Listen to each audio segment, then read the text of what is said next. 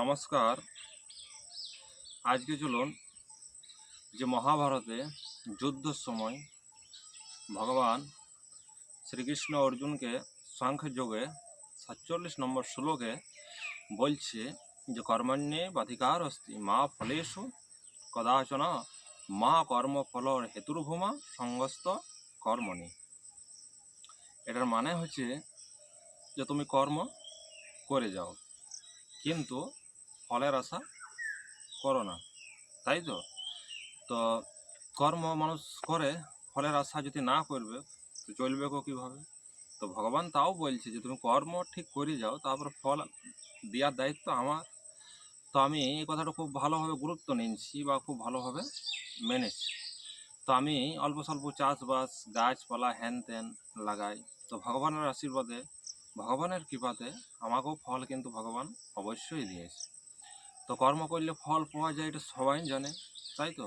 তো আমিও ফল পেয়েছি, আপনাদেরকে অবশ্যই দেখাবো।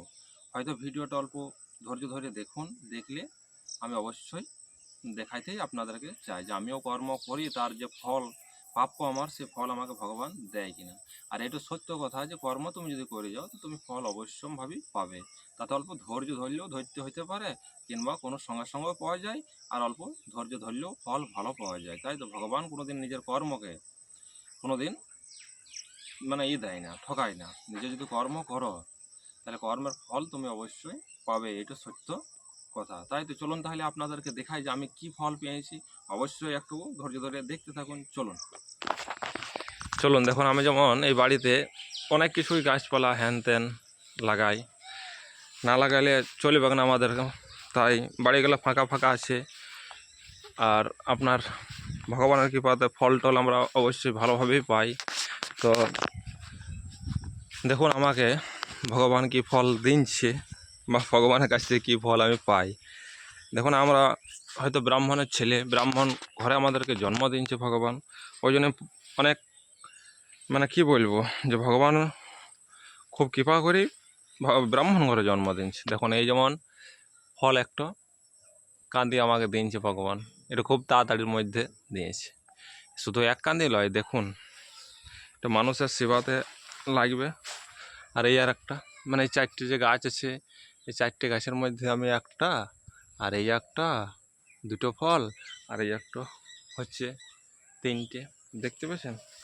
এই 3টে ফল কিন্তু আমাকে ভগবান খুব জলদির মধ্যে দিয়েছে। তো এটা মানুষের সেবাতে লাগবে, আর আমারও 2-4 টাকা পয়সা হবে। তো কর্ম করিয়েছি, ওই জন্য বলি ফলটা ভগবান কি দেয় সেই তাকাইয়াছিলাম ফলটার দিকে। তো যাকে ফলটা আমার পূর্ণ হয়েছে, তাই তো। আর আমরা ব্রাহ্মণ ঘরে জন্ম দিচ্ছি, তো ভগবান মানুষের লিভার খাটতে যেতে পারি না, পুজো পাঠ শাস্ত্র এইসব নিয়েই থাকি। তো আজকালকার দিনে কী বলুন তো, আজকালকার সব সোশ্যাল মিডিয়ার যুগ, তো তাই পুজো পাঠও কেউ ডাকে না। পুজো পাঠ এখন আমাদের বন্ধ আছে, ইনকাম পাতি বন্ধ আছে। তাই চাষবাস, এই ওল চাষ, এই চাষবাস করি। এগুলাতে ফল খুব জলদির মধ্যে দেয়, খুব কম পরিশ্রম করি, খুব একটা বেশি পরিশ্রম করতে হয় না, তাতেই আমরা ফল কিন্তু অবশ্যই পাই।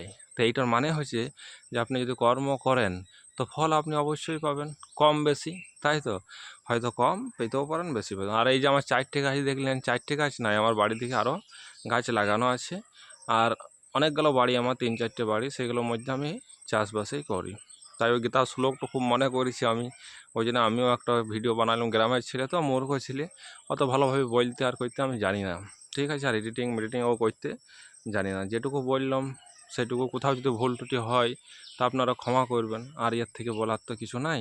মূর্খ ছেলে যেহেতু, মূর্খের অশেষ দোষ হয়, তাই অবশ্যই আপনারা ক্ষমা করে দেবেন। সবাই সুস্থ থাকবেন, ভালো থাকবেন। এই ভিডিওটা আমার এই পর্যন্তই। পরের ভিডিওতে আপনাদের সাথে আবার দেখা হবে।